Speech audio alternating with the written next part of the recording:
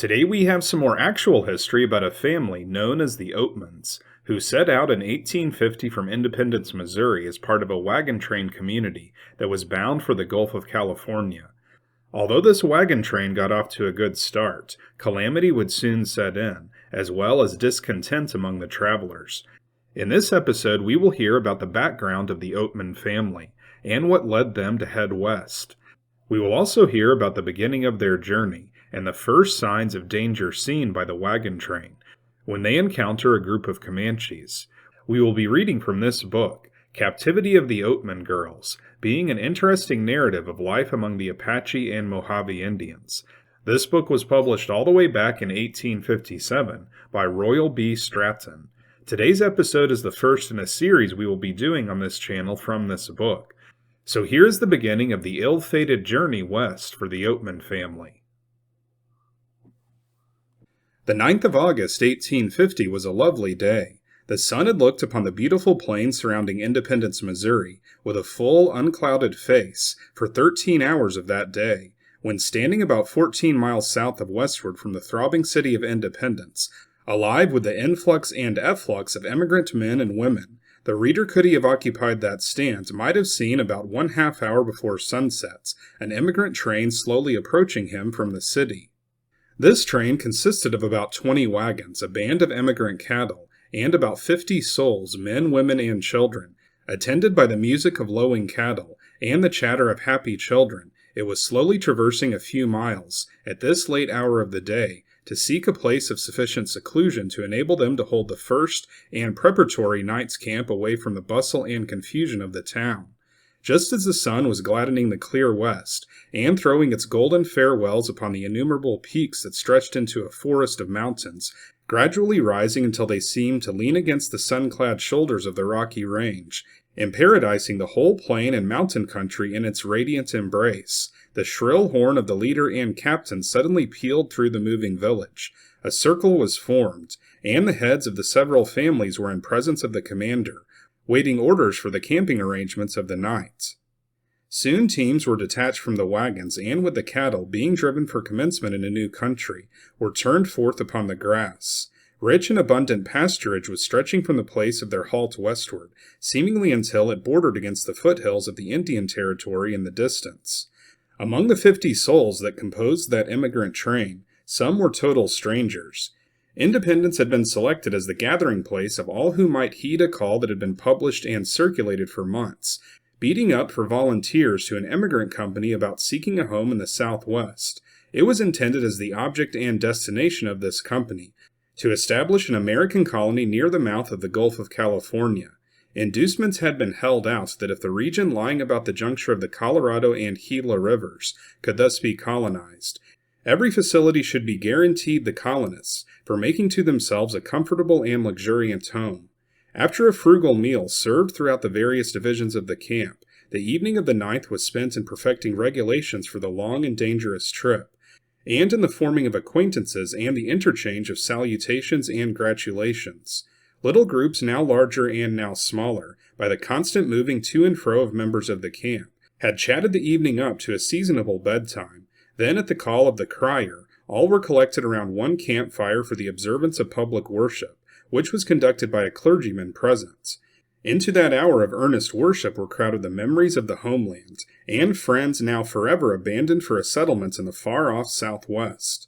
There flowed and mingled the tear of regret and of hope.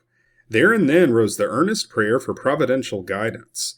And at that hour there swelled upon the soft, clear air of as lovely an evening as ever threw its starlight curtain upon the hill and vale, the song of praise and the shout of triumph, not alone in the prospect of a home by the Colorado of the South, but of glad exultation in the prospect of a home hard by the river of life, which rose to view as the final termination of the journeyings and toil incident to mortality's pilgrimage. Now the hush of sleep's wonted hour is stolen slowly over the entire encampment, and nothing without indicates remaining life, save the occasional growl of the ever-faithful watchdog, or the outburst of some infant member of the villa camp, wearied and worn, and overtasked by the hurry and bustle of the previous day. Reader, we now wish you to go with us into that camp, and receive an introduction to an interesting family consisting of father, mother, and 7 children. the oldest of this juvenile group a girl of 16, the youngest a bright little boy of 1 year. Silence is here, but to that household sleep has no welcome. The giant undertaking upon which they are now fairly launched is so freighted with interest to themselves and their little domestic kingdom, as to leave no hour during the long nights for the senses to yield to the soft dominion of sleep. Besides, this journey now before them has been preceded by lesser ones, and these had been so frequent and of such trivial results, as that vanity seems written upon all the deep and checkered past, with its world of toil and journeyings. In a subdued whisper, but with speaking countenances and sparkling eyes, these parents are dwelling upon this many-colored bygone. Mr. Oatman is a medium-sized man, about 5 feet in height, black hair with a round face, and yet in the very prime of life. 41 winters had scarcely been able to plow the first furrow of age upon his manly cheek. Vigorous, healthy, and of a jovial turn of mind. Predisposed to look only upon the bright side of everything, he was happy, and of a sanguine temperament he was given to but little fear, and seemed ever drinking from the fresh fountains of a living, buoyant hope. From his boyhood he had been of a restless, roving disposition, fond of novelty, and anxious that nothing within all the circuit of habitable earth should be left out of the field of his ever curious and prying vision. He had been favored with rare educational advantages during his boyhood in western New York. These advantages he had improved with a promising vigilance until about 19 years of age. He then became anxious to see and try his fortune in the then far-away West. The thought of emigrating had not long been cogitated by his quick and ready mind, ere he came to a firm resolution to plant his feet upon one of the wild prairies of Illinois. He was now of age, and his father and mother, Lyman and Lucy Oatman, had spent scarcely 1 year keeping hotel in La Harpe, Illinois, ere they were joined by their son Royce. Soon after going to Illinois, Royce was joined in marriage to Miss Mary Ann Sperry of La Harpe. Miss Sperry was an intelligent girl of about 18, and by nature and educational advantages, abundantly qualified to make her husband happy and his home an attraction. She was sedate, confiding, and affectionate, and in social accomplishments placed by her peculiar advantages above most of those around her. From childhood she had been the pride of fond and wealthy parents, and it was their boast that she had never merited a rebuke for any wrong. The first 2 years of this happy couple was spent on a farm near La Harpe. During this time some little means had been accumulated by an honest industry and economy, and those means Mr. Oatman collected, and with them embarked in mercantile business in La Harpe. Honesty, industry, and a number of years of thorough business application won for him the esteem of those around him, procured a comfortable home for his family, and placed him in possession of a handsome fortune, with every arrangement for its rapid increase. At that time the country was rapidly filling up. Farmers were becoming rich, and substantial improvements were taking the place of temporary modes of living which had prevailed as yet. Paper money became plenty. The products of the soil had found a ready and remunerative market, and many were induced to invest beyond their means in real estate improvements. The banks chartered about the years 1832 and 1840 had issued bills beyond their charters, presuming upon the continued rapid growth of the country to keep themselves above disaster. But business, especially in times of speculation, like material substance, is of a gravitating tendency, and without a basis soon falls. A severe reverse in the tendency of the market spread rapidly over the entire West during the year 1842. Prices of produce fell to a low figure, an abundance had been raised, and the market was glutted. Debts of long standing became due, and the demand for their payment became more imperative, as the inability of creditors became more and more apparent and appalling. The merchant found his store empty, his goods having been credited to parties whose sole reliance was the usual ready market for the products of their soil. Thus, dispossessed of goods and destitute of money, the trading portion of community were thrown into a panic, and business of all kinds came to a standstill. The producing classes were straitened. Their grain would not meet current expenses, for it had no market value, and with many of them mortgages bearing high interest, were preying like vultures upon their already declining realities. Specie was scarce. Bills were returned to the banks, and while a great many of them were yet out, the specie was exhausted, and a general crash came upon the banks, while the country was yet flooded with what was appropriately termed the wildcat money. The day of reckoning to these spurious money fountains suddenly weighed them in the balances and found them wanting. Mr. Oatman had collected in a large amount of this paper currency, and was about to go south to replenish his mercantile establishment, when, lo, the banks began to fail, and in a few weeks he found himself sunk by the weight of several thousands in utter insolvency. He was disappointed, but not disheartened. To him a reverse was the watchword for a renewal of energy. For 2 or 3 years he had been in correspondence with relatives residing in Cumberland Valley, Pennsylvania, who had been constantly holding up that section of the country as one of the most inviting and desirable for new settlers. In a few weeks he had disposed of the fragments of a suddenly shattered fortune to the greatest possible advantage to his creditors, and resolved upon an immediate removal to that valley. In 2 months preparations were made, and in 3 months, with a family of 5 children, he arrived among his friends in Cumberland Valley, with a view of making that a permanent settlement. True to the domineering traits of his character, he was still resolute and undaunted. His wife was the same trusting, cheerful companion as when the nuptial vow was plighted, and the sun of prosperity shone full upon and crowned their mutual toils. Retired, patient, and persevering, she was a faithful wife and a fond mother, in whom centered deservingly the love of a growing and interesting juvenile group. She became more and more endeared to her fortune-taunted husband as adverse vicissitudes had developed her real worth, and her full competence to brave and profit by the stern battles of life. She had seen her husband when prospered, and flattered by those whose attachments had taken root in worldly considerations only, she had stood by him also when the chilling gusts of temporary adversity had blown the cold damps of cruel reserve and fiendish suspicion about his name and character, and when envy sneer would coldly blight his name, and busy tongues were sporting with his fame, she solved each doubt and cleared each mist away, and made him radiance in the face of day. They had spent but a few months in Pennsylvania, the place of their anticipated abode for life, ere Mr. Oatman found it to him an unfit and unsuitable place, and also an unpromising region in which to rear a family. He sighed again for the wide, wild prairie lands of the West. He began to regret that a financial reversion should have been allowed so soon to drive him from a country where he had been accustomed to behold the elements and foundation of a glorious and prosperous future, and where those very religious and educational advantages, to him the indispensable accompaniments of social progress, were already beginning to shoot forth in all the vigor and promise of a healthful and undaunted growth. He was not of that class who can persist in an enterprise merely from pride, that is so weak as to scorn the confession of a weakness, though he was slow to change his purpose, only as a good reason might discover itself under the light and teachings of multiplying circumstances around him. He resolved to retrace his steps and again to try his hands and skill upon some new and unbroken portion of the state, where he had already made and lost. Early in 1845, these parents, with a family of 5 children, destitute but courageous, landed in Chicago. There for 1 year they supported with the toil of head and hands, for the father was an experienced schoolteacher, their growing family. In the spring of 1846 there might have been seen standing at about 5 miles from Fulton, Illinois, and about 15 from New Albany, alone in the prairie, a temporary rude cabin. Miles of unimproved land stretched away on either side, save a small spot rudely fenced, near the cabin as the commencement of a home. At the door of this tent in April of that year, and about sunset, a wagon drawn by oxen, and driven by the father of a family, a man about 37, and his son, a lad about 10 years, halted.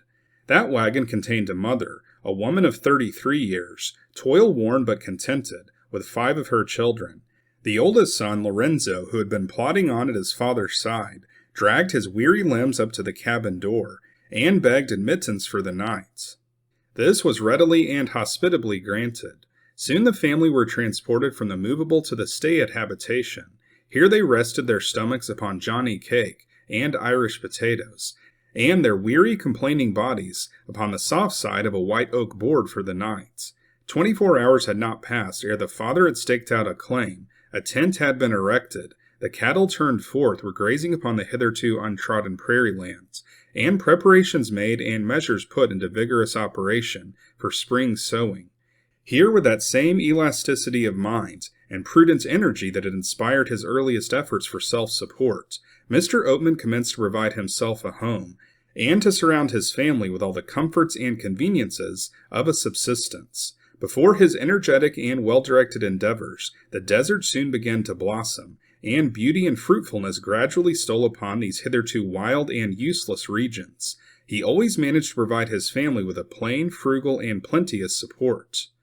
4 years and over, Mr. and Mrs. Oatman toiled early and late, clearing, subduing, and improving, and during this time they readily and cheerfully turned their hands to any laudable calling, manual or intellectual, that gave promise to a just remuneration for their services.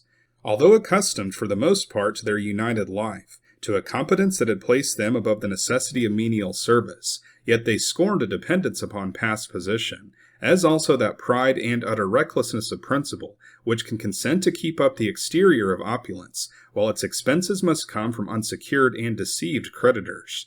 They contentedly adapted themselves to a manner and style that was intended to give a true index to their real means and resources. It was this principle of noble self-reliance and unbending integrity that won for them the warmest regards of the good, and crowned their checkered allotment with appreciative esteem wherever their stay had been sufficient to make them known. While the family remained at this place, now called Henley, they toiled early and late, at home or abroad, as opportunity might offer. During much of this time, however, Mr. Oatman was laboring under and battling with a serious bodily infirmity and indisposition.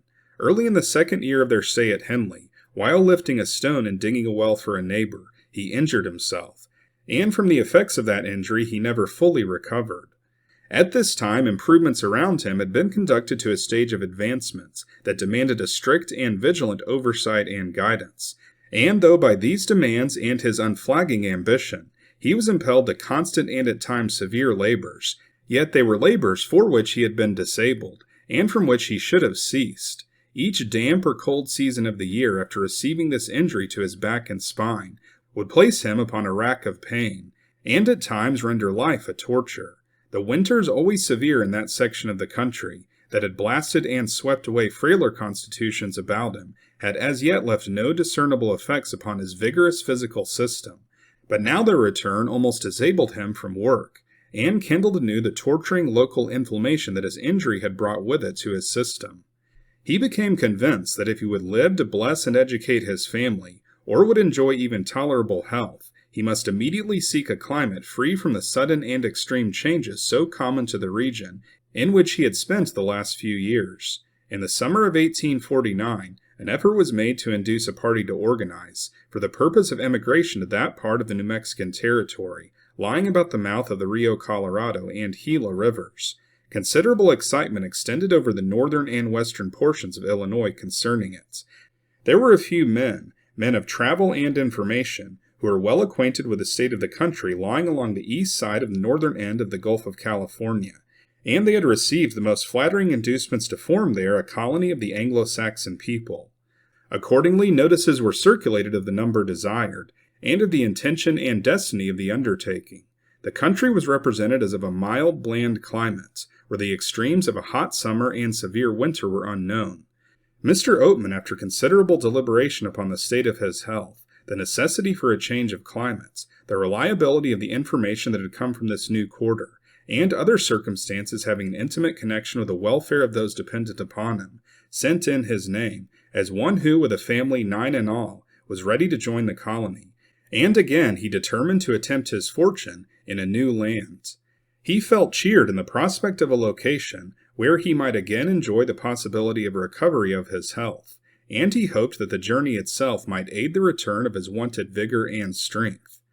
After he had proposed a union with this projected colony, and his proposition had been favorably received, he immediately sold out. The sum total of the sales of his earthly possessions amounted to $1,500. With this he purchased an outfit, and was enabled to reserve to himself sufficient, as he hoped, to meet all incidental expenses of the tedious trip.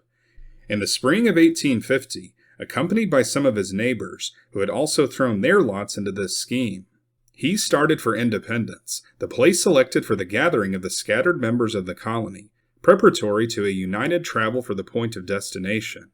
Every precaution had been taken to secure unanimity of feeling, purpose, and intention among those who should propose to cast in their lots with the emigrating colony.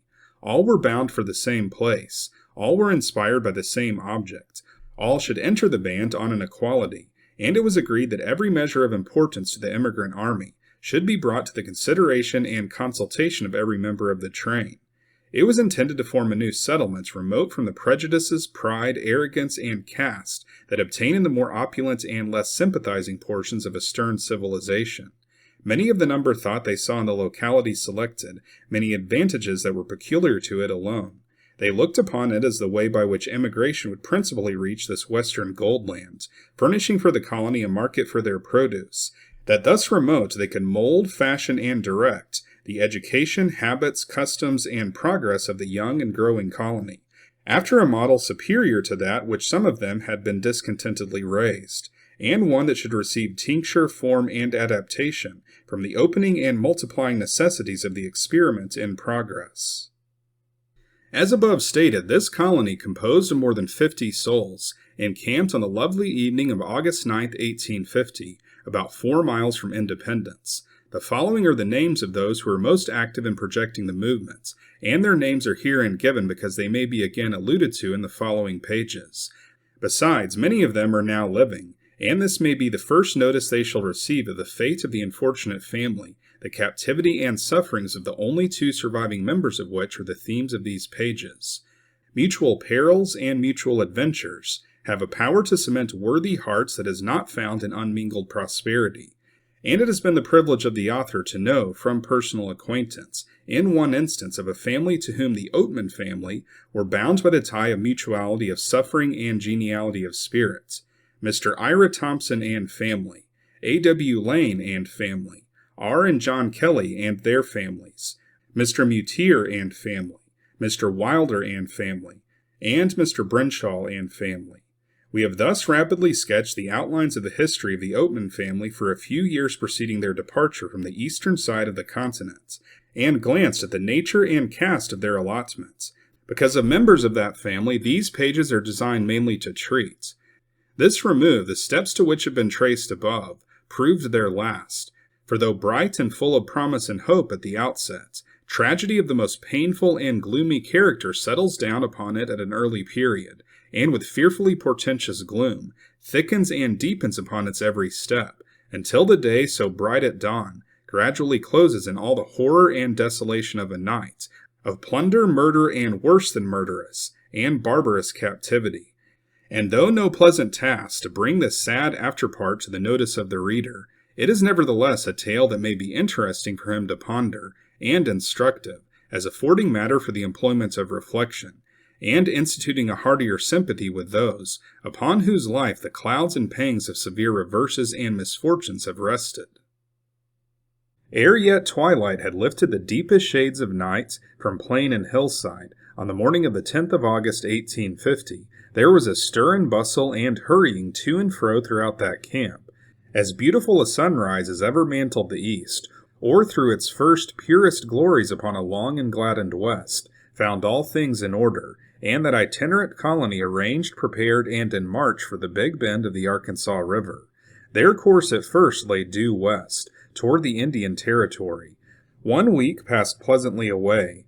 Fine weather, vigorous teams, social cheerful chit-chat, in which the evenings were passed by men, women, and children, who had been thrown into their first acquaintance under circumstances so well calculated to create identity of interest and aim, all contributed to the comfort of this anxious company during the first week upon the plains, and to render the prospect for the future free from the first tint of evil adversity. At the end of a week, and when they had made about 100 miles, a halt was called at a place known as the Council Grove. This place is on the old Santa Fe road, and is well suited for a place of rest, and for recruiting. Up to this time, naught but harmony and good feeling prevailed throughout the ranks of the emigrant company.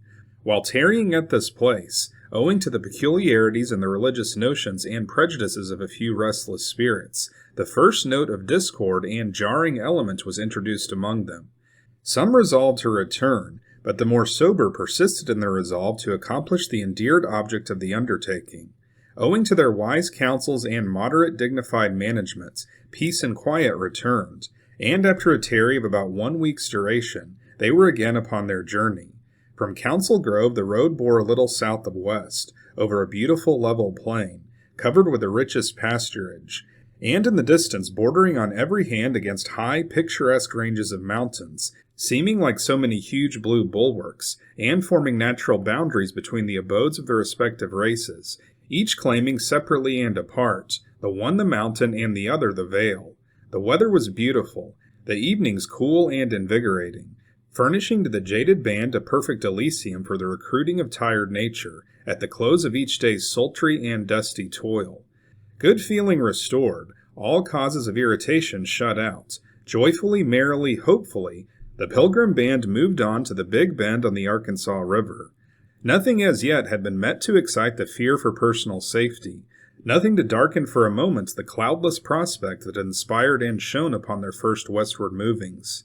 It was our custom, says Lorenzo Oatman, to lay by on the Sabbath, both to rest physical nature, and also by proper religious services, to keep alive in our minds the remembrance of our obligations to our great and kind Creator and Preserver, and to remind ourselves that we were each travelers upon that great level of time, to a bourne from whence no traveler returns.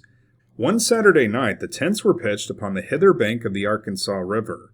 On the next morning divine service was conducted in the usual manner, and at the usual hour.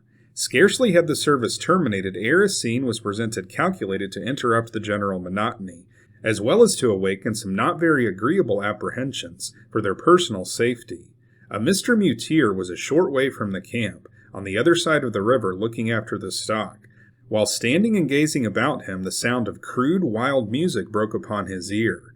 He soon perceived it proceeded from a band of Indians, whom he espied dancing and singing in the wildest manner in a grove nearby. They were making merry as if in exultation over some splendid victory. He soon ascertained that they were of the Comanche tribe, and about them were a number of very beautiful American horses and mules. He knew them to be stolen stock, from the saddle and harness marks yet fresh and plainly to be seen. While Mr. Mutier stood looking at them, his eye suddenly fell upon a huge, hideous-looking buck, partly concealed behind a tree, out from which he was leveling a gun at himself. He sprang into a run, much frightened, and trusted to leg bail for a safe arrival at camp. At this the Indian came out, hallooed to Mutier, and made the most vehement professions of friendship, and of the absence of all evil design toward him. But Mutier chose not to tarry for any reassurance of his kindly interest in his welfare. As soon as Mutier was in camp, several Indians appeared upon the opposite side of the river, hallooing and asking the privilege of coming into camp, avowing friendliness. After a little their request was granted, and about a score of them came up near the camp. The party soon had occasion to mark their folly in yielding to the request of the Indians, who were not long in their vicinity ere they were observed in secret council a little apart, also at the same time bending their bows and making ready their arrows, as if upon the eve of some malicious intent. At this, says Lorenzo Oatman, our boys were instantly to their guns, and upon the opposite side of the wagon preparing them for the emergence. But we took good care to so hide us as to let our motions plainly appear to the enemy, that they might take warning from our courage, and not be apprised of our fears. Our real intention was immediately guessed at, as we could see by the change in the conduct of our new enemy. They by this time lowered their bows, and their few guns, and modestly made a request for a cow. This roused our resolution, and the demand was quickly resisted.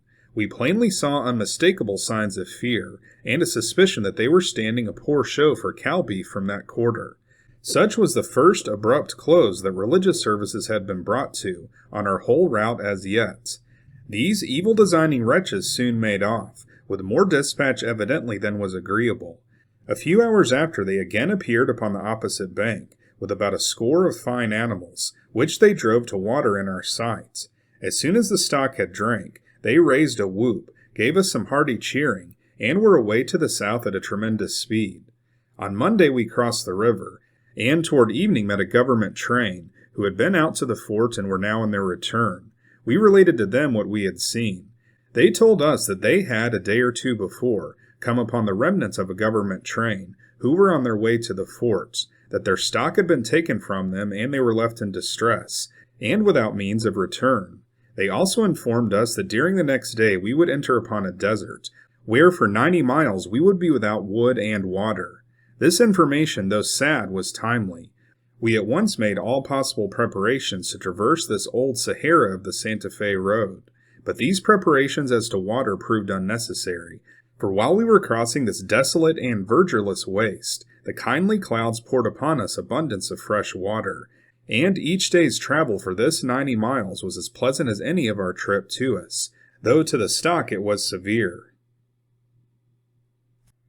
So that's it for this episode, the first in a series we will be doing about the Oatman family, who tried to cross the Santa Fe Trail to California in 1850. Here we heard about the background of the Oatman family, and their first few weeks on their journey west. This encounter with Comanches was one of the first signs of danger on their journey, and there would be many more. In the next episode in this series, we will hear about the second part of their journey, and about some of the dissension that developed among members of the party, which would further impair their ability to reach their planned settlement near the Gulf of California. This channel is called Unworthy History because we cover actual history that has unfortunately been deemed unworthy to show on history channels on TV. Here on this channel, our mission is to keep actual history alive by reading directly from old books. If you'd like to support our mission, then you can join our Patreon page or become a YouTube channel member. Members will have full access to all of our members-only videos, and your contribution towards keeping actual history alive will be recognized at the end of each episode. So if you want to see more episodes like this, then be sure to like and subscribe, and we'll see you next time on Unworthy History.